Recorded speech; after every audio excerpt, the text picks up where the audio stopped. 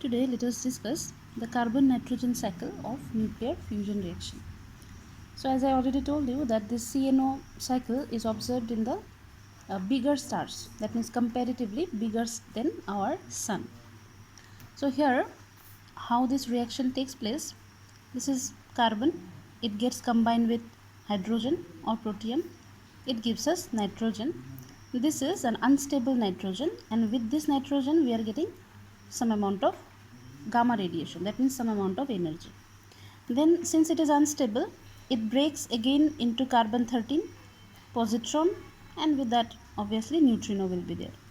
This carbon 13, what it does is it again gets combined with another hydrogen, it forms nitrogen, and with that some amount of gamma energy. This nitrogen gets combined with another hydrogen and it gives us oxygen, and with that some amount of energy. This oxygen, it gets split, since this is unstable oxygen, it gets split up into nitrogen, positron, neutrino. This nitrogen again it takes one more proton or hydrogen, and then it produces helium, and with that carbon.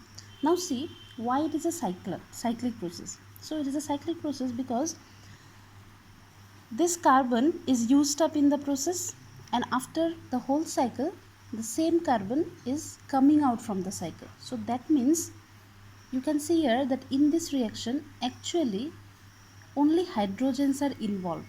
Except hydrogen, other things like carbon, nitrogen and oxygen, they are behaving like catalyst in the reaction.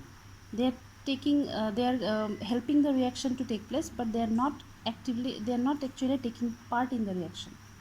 Okay, so what happened is, see that in the whole process how many hydrogens are used up? 1, 2, 3 and 4 hydrogen. And what is the product that we are getting? Helium. Carbon is also used, but finally that same carbon is again coming out. So that means what is the overall reaction then? 4 hydrogen, because 4 hydrogens are used up, 1, 2, 3 and 4 hydrogen, and finally what it is giving? It is giving us helium. We cannot say that it is giving us carbon, because carbon is already supplied in the reaction. Okay, and the same carbon it is coming out from the reaction. And along with that the other things also we got 2 positron, and with that 2 neutrino, because where positron is there, 1 neutrino and then 2 neutrino, 2 neutrinos will be there, plus gamma means again plus energy. So this reaction, this overall reaction, and the overall reaction for proton cycle is also same. So that means we are getting same overall reaction in both the processes, only the process is different.